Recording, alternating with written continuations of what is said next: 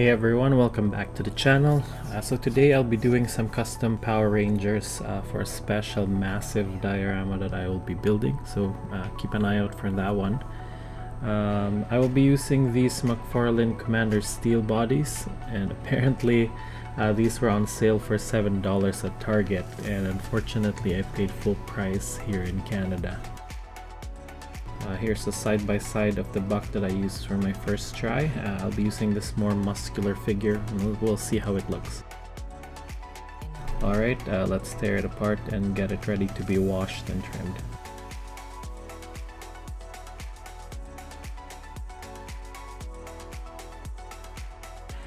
Here's what it looks like when taken apart.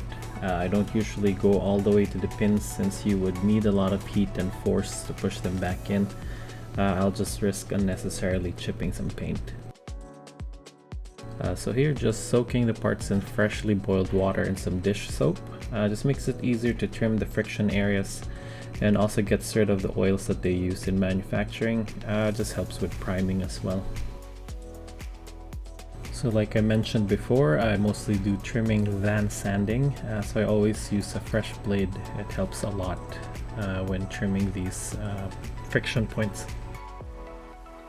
When trimming the legs and arms from McFarlane figures, I usually look at the areas that rub a lot.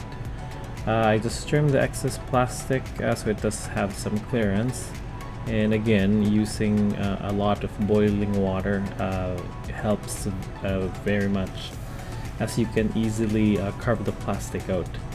Just be very careful if you're sanding or trimming the actual joints. There's actually a notch on the very end of the joint, and it the purpose of it is to lock the joint in place. So if you do trim or sand that out, then you're gonna have a very loose limb. So I'm trimming the plastic on the side because once you bend that leg, then it rubs against the lower leg portion. You can definitely take the pin out and it'll be easier to trim and sand. I just have 5 to make, so I'll just skip that part.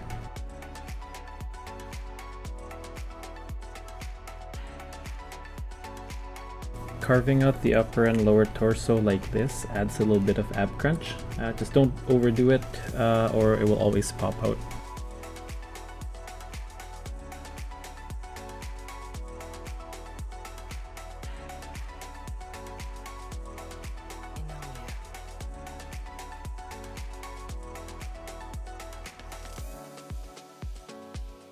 So same idea here like the leg part earlier, just lots of heat and then trim the parts that rub. You can also pop off the bicep area there and then you can trim a little bit more because that lower part, kind of like where the bicep is, it rubs quite a bit to the deltoid muscle that you have there.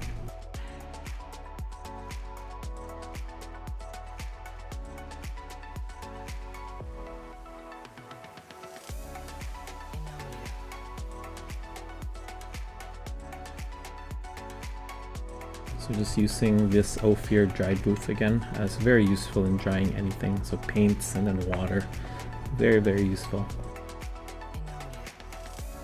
Yeah, so here it is before I prime it. So now I'm going to be putting it in alligator clips, and then I will be airbrushing them with some matte varnish just to help with paint adhesion as well. And then I can do priming with the base color that I want afterwards.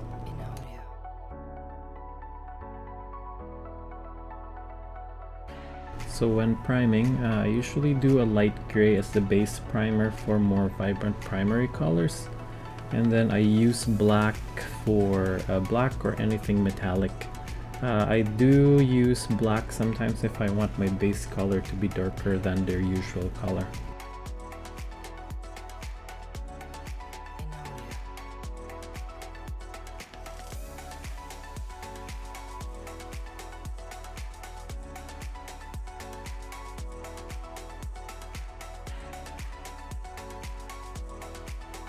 So I'm now painting the base colors of the Rangers. I'm mainly using golden SoFlat that's been thinned with Vallejo airbrush thinner.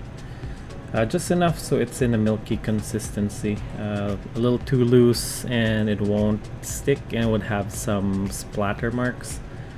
And then I am using my Iwata HPCS airbrush, the 0.35 millimeter nozzle, and I'm using between 20 to 30 psi for the airbrush pressure.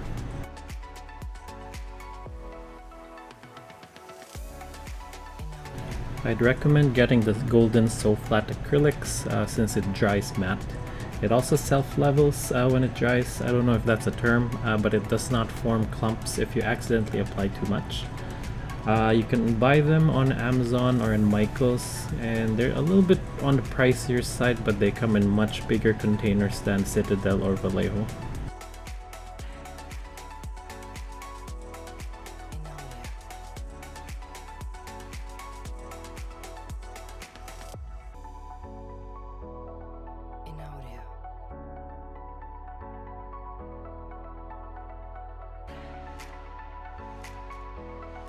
Alright, so I'm just drying the paint now, and then I can add some shading later on. So yeah, now I have the weapons here as well, but actually I'm not going to include that to the video because it took quite a while to do all of the weapons.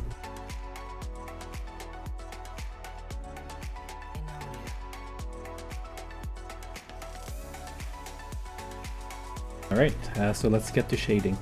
So I do use a different airbrush when shading as I need something finer. I'm currently using a 0.2 millimeter nozzle airbrush. You can also use a 0.35, but just know that it will create a much wider spray. So you do need a little bit more control, much less PSI as well. So with this one, I am using acrylic inks. So I'm using the Liquitex acrylic inks from Michaels. I could probably buy it on Amazon too. But yeah, it's just much thinner than what I use, and it's airbrush ready.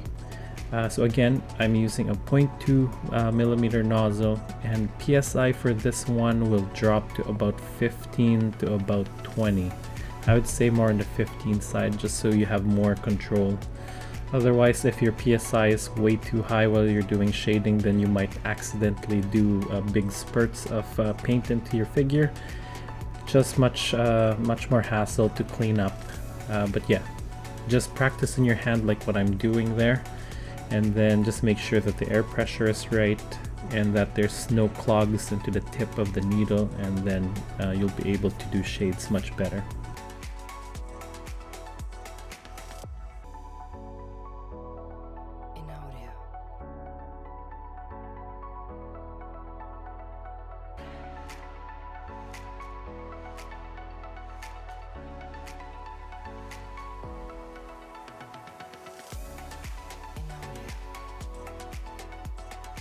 So when choosing the color for shading, I try and use a darker version of the base color, like what I did with the blue earlier.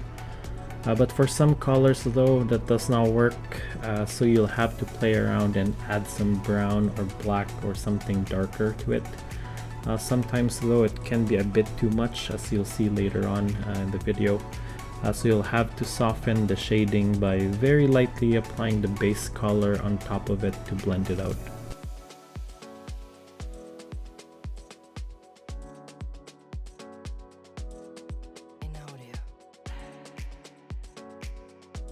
As you can see here, the shading is a little too strong, so I'm adding some light gray on top, same with the red one that will come after.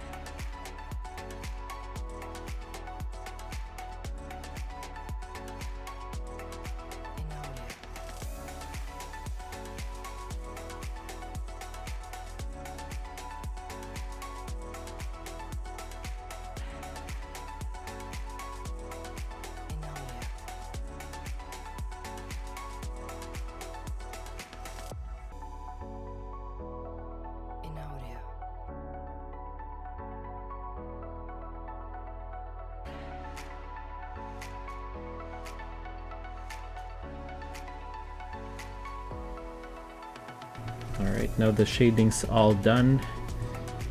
Yeah, I'm pretty happy with how it ended up, especially with softening some of the shading for the red and the white. But yeah, now we can go on to painting the helmets now.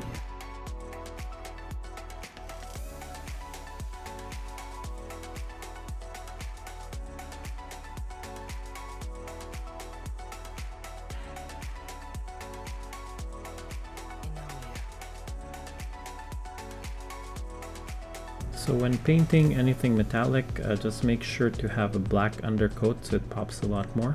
It's a little bit more work, but the difference is very noticeable.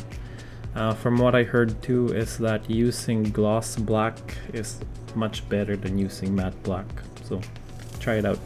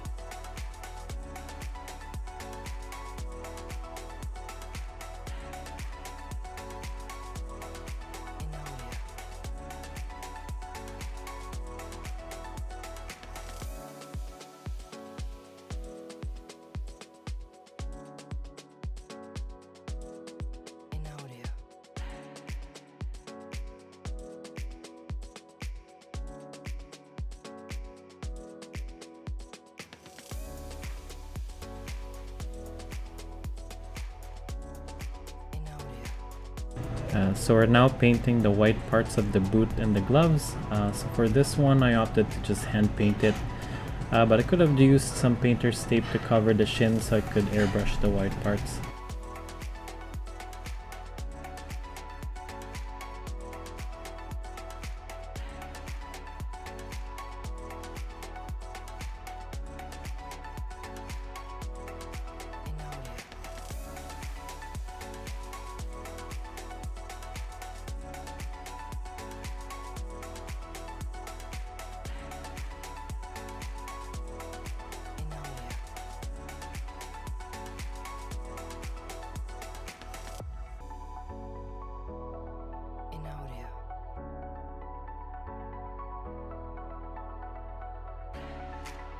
So I am now painting the shields with gold.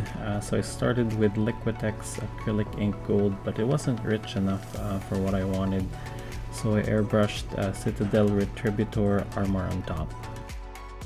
I forgot to take a video of painting these, but I did use painter's tape so I could airbrush the gold onto these, the gloves and the boot area.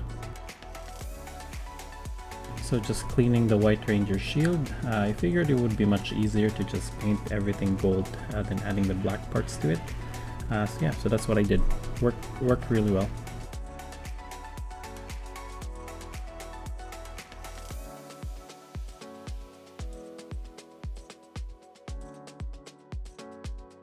I had some time to update my old pink and yellow Ranger, so I just cleaned up some of the metallics, as I used quite a bit of wash back then. I'll be making an updated pink and yellow Ranger when I find the right parts.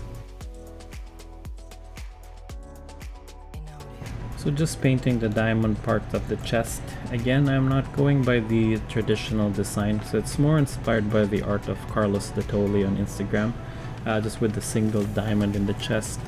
And then just to make it my own, I'm adding the emblems to the center of it.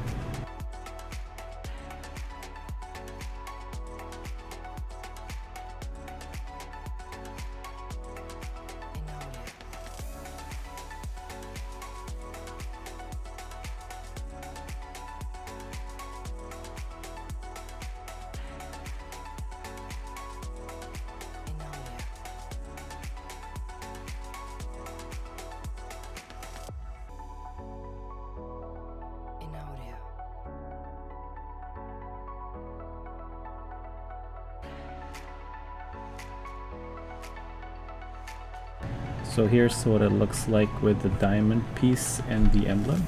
I've since made a bigger diamond for the chest, which you will see in the very end of the video.